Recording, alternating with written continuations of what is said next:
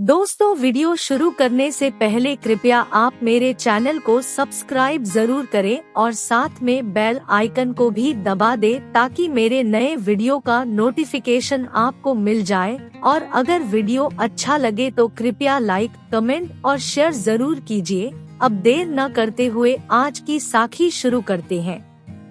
एक बार श्री गुरु नानक देव जी और भाई मर्दाना पटना पहुँचे, जिसको पाटलिपुत्र भी कहा जाता है। मर्दाना ने गुरु जी से कहा, गुरु जी बहुत भूख लगी है। गुरु नानक देव जी ने कहा, मर्दाने थोड़ा आगे चलो, आगे एक गांव आ रहा है, वहाँ तुम्हें भरपूर खाना मिलेगा। मर्दाने ने कहा, गुरु जी खाना तो बहुत मिलेगा, लेकिन हमारे पास पैसे कहाँ हैं?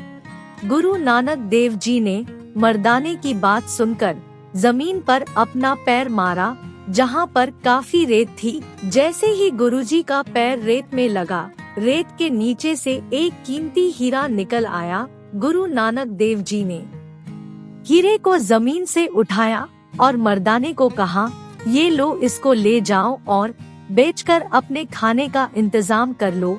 भाई मर्दाना हीरा लेकर गांव में चला गया। गांव में एक हलवाई की दुकान पर मर्दाने ने दुकानदार को हीरा दिया और कहा, इसके बदले में मुझे कुछ खाने पीने के लिए दे दो।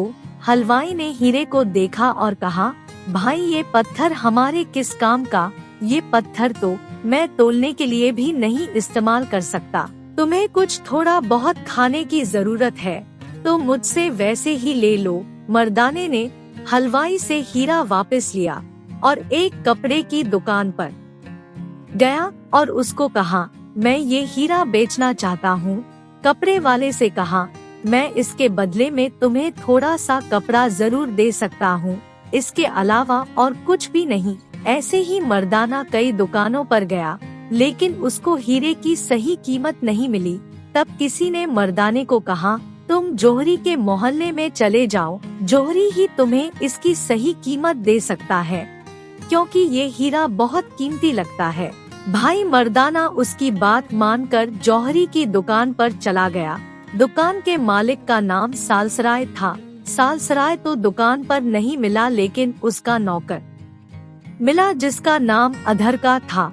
भाई मर्दाना ने हीरा निकालकर नौकर को दिखाया। नौकर हीरा लेकर अंदर चला गया और सालसराय को दिखाया।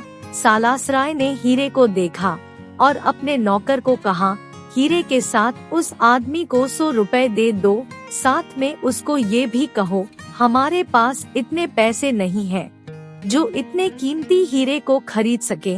अगर हम अपनी सारी जमीन जायदाद भी बेच दे तो भी ये हीरा नहीं खरीद सकते। सालसराय बहुत ही ईमानदार आदमी था, इसलिए उसने भाई मर्दाना को धोखा देने की कोशिश नहीं की।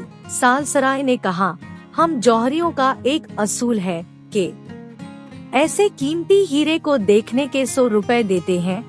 नौकर ने जाकर मर्दाना को हीरा वापस दिया और साथ में 100 रुपए भी दे दिए, और जो कुछ सालसराय ने कहा था वो मर्दाने को बता दिया। मर्दाना हीरा और पैसे लेकर गुरु नानक देव जी के पास पहुँचे। गुरु नानक देव जी मर्दाने को देखकर मुस्कुराए और बोले, क्यों भाई मर्दाना, खाने पीने का इंतजाम हो गया? मर्दाने ने कहा, गुरु जी मुझे कुछ समझ में नहीं आया। कोई तो इसके बदले में मुझे थोड़ी सी मिठाई दे रहा था और कोई थोड़ा सा कपड़ा दे रहा था, लेकिन एक आदमी ने इसको देखने के ही 100 रुपए दे दिए। गुरुजी ने मुस्कुराते हुए कहा, सबने अपने अपने हिसाब से इसकी कीमत लगाई, लेकिन जोहरी इसकी कीमत जानता था, इसलिए उसने तुम्हें 100 रुपए और हीरा वापस दिया। गुरु नानक देव जी ने कहा, ऐसे पैसे हम नहीं ले सकते, इन पैसों को वापस देकर आओ। सालसराय ने कहा, ये हमारा असूल है, हम इसको नहीं बदल सकते, तुम इन पैसों को वापस ले जाओ। मर्दाना वापस आया, लेकिन गुरु जी ने उसे फिर वापस भेज दिया। लेकिन सालसराय ने पैसे वापस नहीं लिए और मर्दाना को वापस भेज दिया। जैसे ही मर्दाना गुरु जी के पास वापस पहुंचा, गुरु नानक देव जी ने उसे फिर वापस जाने के लिए कहा। मर्दाना हाथ जोड़कर बोला, गुरु जी खाना खिलाना है तो खिलाओ, ऐसे बार बार चक्कर तो मत लगवाओ। गुरु नानक देव जी ने कहा, तुम एक बार और वापस जाओ। मर्दाना वापस जौहरी की दुकान पर गया। सालसराय ने पूछा, तुम ये हीरा कहाँ से लाए हो? मर्दाना ने कहा, मेरे गुरु नानक जी हैं। ये हीरा उन्होंने मुझे दिया है। सालसराय ने कहा, नानक? मर्दाना ने कहा, हाँ गुरु नानक जी, वो निरंकार के देश से आए हैं। सालसराय ने अपने नौकर से कहा, इससे पूछो ये हीरा क्यों बेचना चाहता है। मर्दाना ने कहा, हम कोई व्यापार करने नहीं आए हैं, ये तो मुझे भूख लगी थी, इसलिए मुझे गुरु जी ने ये हीरा दिया है और कहा है इसको बेचकर कुछ खा लो, क्योंकि मेरे गुरु को तो भूख लगती नहीं है, इसलिए वो शहर से बाहर बैठे हैं और मुझे कुछ खाने के लिए भेज दिया है। सालसराय ने उसकी बात सुनकर अपने नौकर को कहा, घर जाओ, इस भले आदमी के लिए खाने का इंतजाम करो। मर्दाना ने कहा, मैंने यहाँ नहीं खाना, आप खाना बनाकर वहाँ ले चलो जहाँ मेरे गुरु जी बैठे हैं। नौकर घर जाकर खाना ले आया और मर्दाना के साथ चल पड़ा जहाँ गुरु जी बैठे थे। गुरुजी के पास पहुंचकर नौकर ने गुरुजी को झुककर माथा टेका और गुरुजी के आगे खाना पेश किया। गुरुजी ने खाने का एक हिस्सा मर्दाने को दिया और थोड़ा सा खाना गुरुजी ने खुद खाया और एक हिस्सा अपने हाथों से नौकर को दिया और कहा, ये तुम खा लो। नौकर ने कहा, गुरुजी मैंने खाना खा लिया है, लेकिन आप अपने हाथों से दे रहे हो तो मैं इसको जरूर खाऊंगा। जब गुरुजी ने अपने हाथों से नौकर को खाना दिया तो वो खाना नहीं गुरप्रसाद बन गया। जैसे ही वो गुरप्रसाद नौकर के अंदर गया, नौकर के अंदर के दरवाजे खुल गए और उसको अपनी पहचान हो गई। वो गुरुजी के चरणों में गिर पड़ा और कहने लगा, गुरुजी मैं तो जौहरी के पास दुनियादारी ही सीख रहा था, लेकिन आपने तो मुझे कुछ और ही सिखा दिया। गुरु नानक देव जी ने कहा, नाम बहुत कीमती हीरा है, इसके आगे दुनिया के सभी हीरे रतन मोती मिट्टी है। नौकर गुरु जी की आज्ञा लेकर वापस सालसराय के पास गया और उसको कहा, वो कोई आम संत नहीं है। सालसराय ने बड़े गौर से नौकर के चेहरे की तरफ देखा। नौकर का चेहरा कुछ अलग ही नजर आ रहा था, उसके चेहरे पर एक अलग ही तरह का नूर नजर आ रहा था। सालसराय बहुत ज्ञानी आदमी था। उसने नौकर को कहा, चलो मेरे साथ।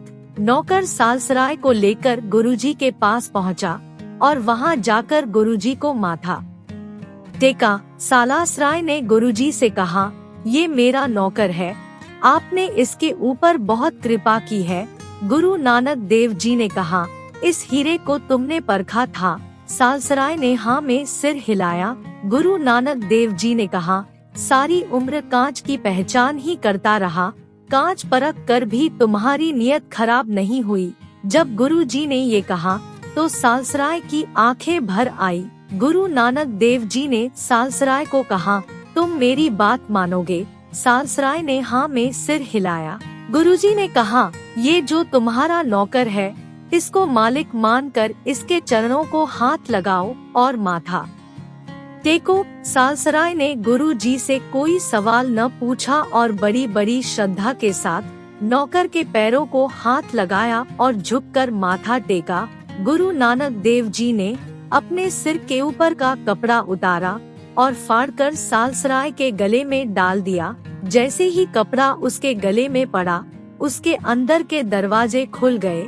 गुरु नानक देव जी ने उसे शब्द से जोड़कर मंजी दी। गुरु नानक देव जी ने सालसराय को कहा, जब तक तुम जिंदा रहोगे इस मंजी पर बैठकर तुम संगत को नाम दान दोगे और संगत को शब्द कीर्तन और परमात्मा के साथ जोड़ोगे।